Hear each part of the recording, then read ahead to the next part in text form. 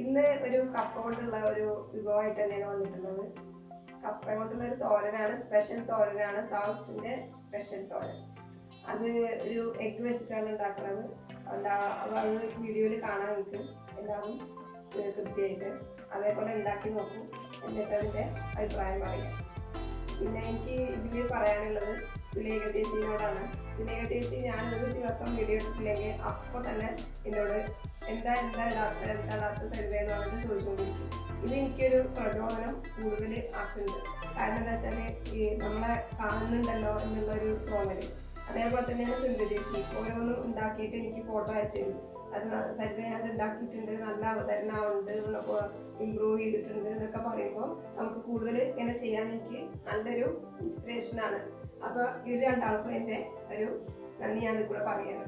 പിന്നെ അതേപോലെ തന്നെ ഇനി ഞാൻ ബാക്കിയുള്ളവരോട് പറയണത്, ഇനി ആരെങ്കിലും ഇനി എൻ്റെ ചാനൽ കാണാനുണ്ടെങ്കിൽ ഒന്ന് കണ്ടിട്ട് ഇഷ്ടപ്പെടുകയാണെങ്കിൽ ലൈക്ക് ചെയ്യുക, സബ്സ്ക്രൈബ് ചെയ്യുക. അതേപോലെ തന്നെ ആ ബെല്ലൈക്കൺ അമർത്തിയാൽ മാത്രമേ ഉള്ളൂ എൻ്റെ നെക്സ്റ്റ് വീഡിയോസിൻ്റെ നോട്ടിഫിക്കേഷൻ കിട്ടുള്ളൂ. അപ്പോൾ നമുക്ക് ഇനി കാണല്ലേ ബാക്കി നമ്മുടെ ഇൻഗ്രീഡിയൻസും അതിൻ്റെ എങ്ങനെയാണ് ഉണ്ടാക്കാനൊക്കെ നോക്കാം. ഇന്നിപ്പോൾ ഉണ്ടാക്കാൻ പോണത് ഒരു സ്പെഷ്യൽ കപ്പ തോരനാണ്. സ്പെഷ്യൽ കപ്പ തോരൻ എന്ന് പറഞ്ഞു കഴിഞ്ഞാൽ കപ്പയുടെ കൂടെ എഗ്ഗും കൂടി മിക്സ് ചെയ്തിട്ടാണ് നമ്മൾ ഉണ്ടാക്കാൻ പോണത്. അപ്പം അതെങ്ങനെ ഉണ്ടാക്കുക, അതിനുള്ള സാധനങ്ങൾ എന്തൊക്കെയാണെന്ന് നോക്കാം.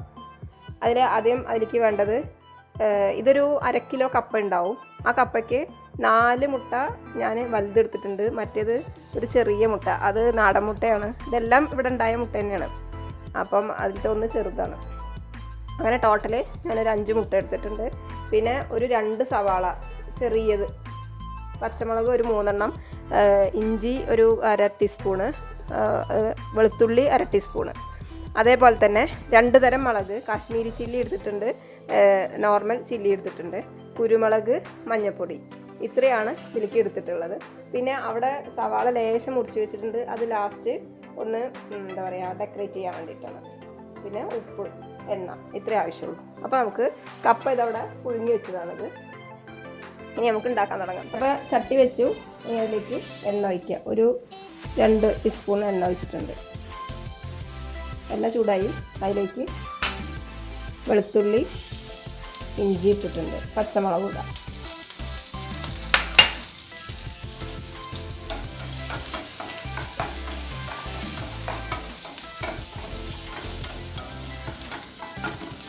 ഇതൊന്ന് ലൈറ്റായിട്ട് ആയാൽ മതി, വല്ലാണ്ട് ആവേണ്ട ആവശ്യമില്ല.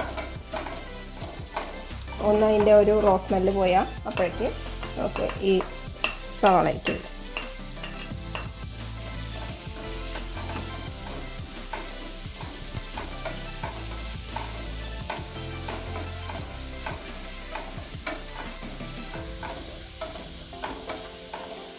ഇതൊന്നാവട്ടെ. ഇനി ഒരു ലൈറ്റ് പിങ്ക് കളർ വരണം, ലൈറ്റ് റോസ്, അതുവരെ ഇളക്കാം. ഇനി ഇതിലേക്ക് ലേശം ഞാൻ കപ്പയിൽ ഉപ്പിട്ടിട്ടാണ് വേവിച്ചിരിക്കുന്നത്. അപ്പം ഇതിലേക്ക് ഈ ഉള്ളിക്ക് ഉള്ള മാത്രം കുറച്ച് ഉപ്പിടാം.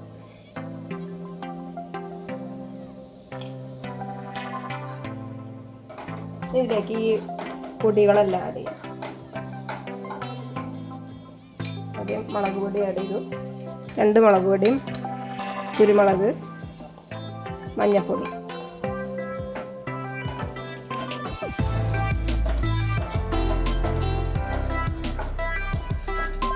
ഇതൊന്നാവട്ടെ. മുട്ട പൊട്ടിയിട്ടുണ്ട്, ഇതിൽ ആവശ്യത്തിന് ഉപ്പിടണം. അത് ശ്രദ്ധിക്കണം, നമ്മൾ ഇതിൽ ഉപ്പിട്ടിട്ടുണ്ട്.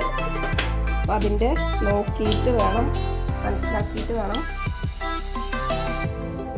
ഇതിലേക്ക് ഇടാൻ വേണ്ടി, മുട്ടയിലേക്ക് ഇടാൻ വേണ്ടിയിട്ട്.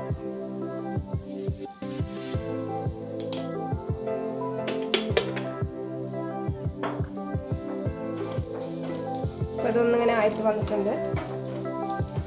ഇനി നമുക്ക് മുട്ട അതിലേക്ക് വയ്ക്കാം.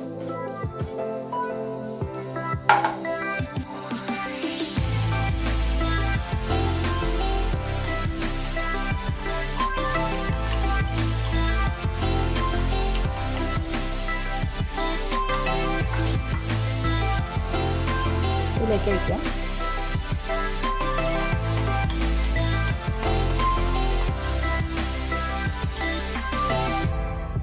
ഇതൊന്നാവട്ടെ, എന്നിട്ട് ഇളക്കിയാൽ മതി. ഇതൊന്ന് മീഡിയത്തിൽ വെക്കുക. കുറച്ച് വലിയ വലിയ പീസായിട്ട് നമുക്ക് എഗ്ഗ് കിട്ടണം. അപ്പോൾ അതിനനുസരിച്ചിട്ട് ഇതാക്കിയാൽ മതി.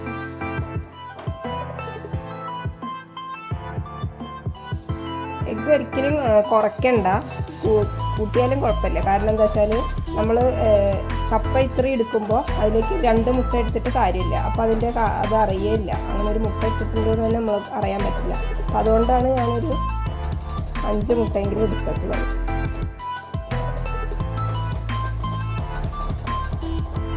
ഇത് നന്നായിട്ട് മിക്സ് ആക്കുക.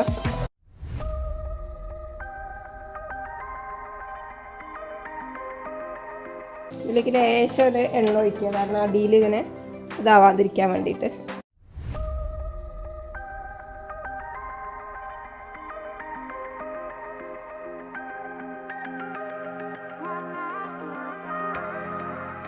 ഈ സമയത്ത് നമുക്ക് വേണമെങ്കിൽ ഉപ്പൊക്കെ നോക്കാം. ഇത് ലേശം കുറവാണ്. ലേശം കൂടി ഉപ്പിടുക. ഗ്യാസ് സിമ്മാക്കി വയ്ക്കുക.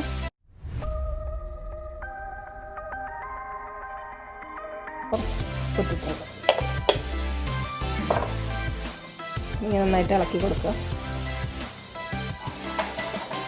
ഇതിൻ്റെ അടിയിൽ ഇങ്ങനെ കുറച്ച് ഇതിങ്ങനെ ആയിട്ടുണ്ട്. ഇനി നമുക്ക് കപ്പയിലേക്ക് ഇത് മിക്സ് ചെയ്യണം. മറ്റൊരു ചട്ടി വയ്ക്കുക. ചട്ടി വെച്ചിട്ട് ഗ്യാസ് കൂട്ടി വയ്ക്കുക. എന്നിട്ട് ഓയിൽ കുറച്ചും കൂടി ഒഴിക്കണം. കടുക് കുറച്ചിടുക. അപ്പോൾ കടുക് പൊട്ടിയിട്ടുണ്ട്. ഇനി അതിലേക്ക് നമ്മൾ ഈ കപ്പ വേവിച്ചത് ഇതിലേക്ക്, ഈ പാത്രം മതിയാവും, ഈ കപ്പ വേവിച്ചത് ഇതിലേക്ക് ഇടുക. ഇതിൻ്റെ മേലെ കൂടെ ഈ മുട്ട ഉണ്ടാക്കിയതും മുട്ടയുടെ മിക്സും കൂടി ഇതിൻ്റെ മേലേക്ക് ഇടുക.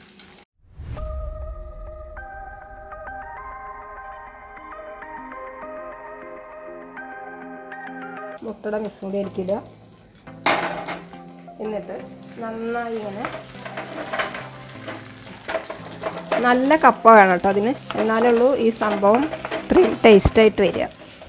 അല്ലെങ്കിൽ ഇതിൻ്റെ ഇങ്ങനെ കട്ട എല്ലാം ഉടച്ച് ഇതിലേക്ക് ഇങ്ങനെ മിക്സായിട്ട് വരണം.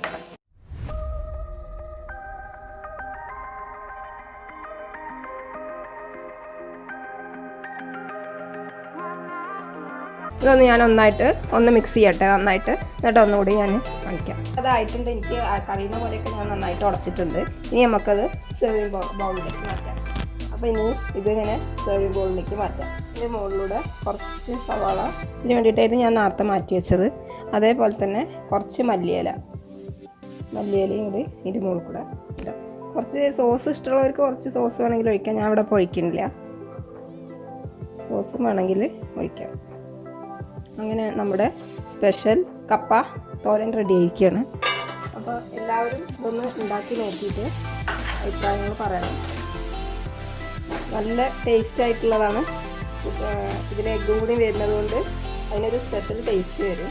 അതുകൊണ്ടാണ് ഞാൻ സാവ്സിൻ്റെ സ്പെഷ്യൽ കപ്പ തോരൻ എന്ന് പറയുന്നത്. അപ്പോൾ എല്ലാവരും ഉണ്ടാക്കി നോക്കുക, എന്നിട്ട് അഭിപ്രായം പറയാം. അപ്പോൾ നെക്സ്റ്റ് ഒരു ഐറ്റമായിട്ട് ഞാൻ വരാം. അതുവരേക്ക് എല്ലാവരോടും ബൈ.